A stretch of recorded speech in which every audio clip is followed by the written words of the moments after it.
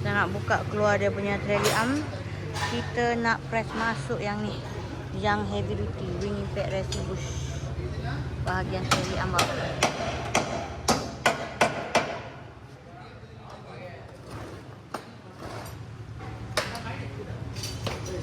Kunci dia letak model. Yang ni terdekat kita dah naik. Bismillahirrahmanirrahim. Allahu Akbar.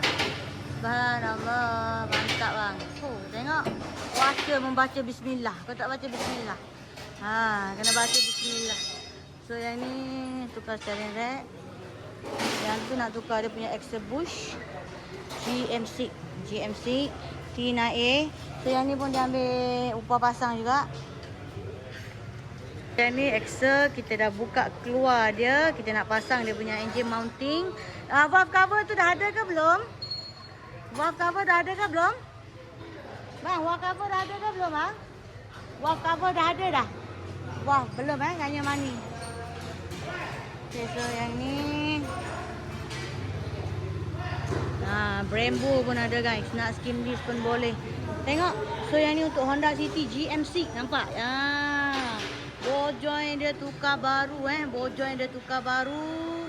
Bush heavy duty. Bukan PU, bukan Teflon, bukan silikon.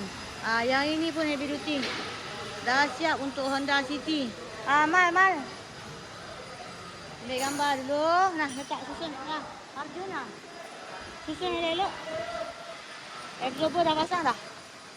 Dah siap pasang exober? Ambil gambar. Upah pasang exober. Sub bush pun dah pasang. Untuk Honda City GM6. Bar tu dah masuk Yang ini dia punya bar bush dia. Kita ada yang heavy duty wing impact racing bush. Kita tukar dia punya absorber link. Kita upah pasang absorber. Yang ni abang punya barang. Bawa barang mari kedai boleh. Bawa barang mari kedai. Bush lower arm dah siap masuk yang heavy duty. Nak skimming disc. Kalau korang ada masa boleh tengok kita punya YouTube. Ni nak cat rim. Cat sport rim, nampak? Nak tukar warna, nak repair. Gosok dulu, bagi rata balik. Kita akan gosok. Nampak tu, gosok bukan gosok cincai-cincai je. Hilanglah juga dia punya warna tu. Tapi kalau kata tak nak pakai tangan, nak semua hilang ni, bersih-bersih, tinggal bersih je, kita ada sunblast. Tapi kalau yang sunblast tu nak kena charge lah. Biasa untuk sunblast 40 ataupun RM30 sebiji macam tu.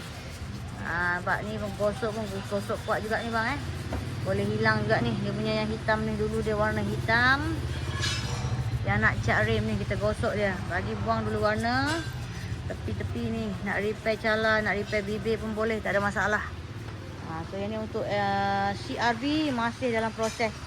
Buka lagi ni. Ni.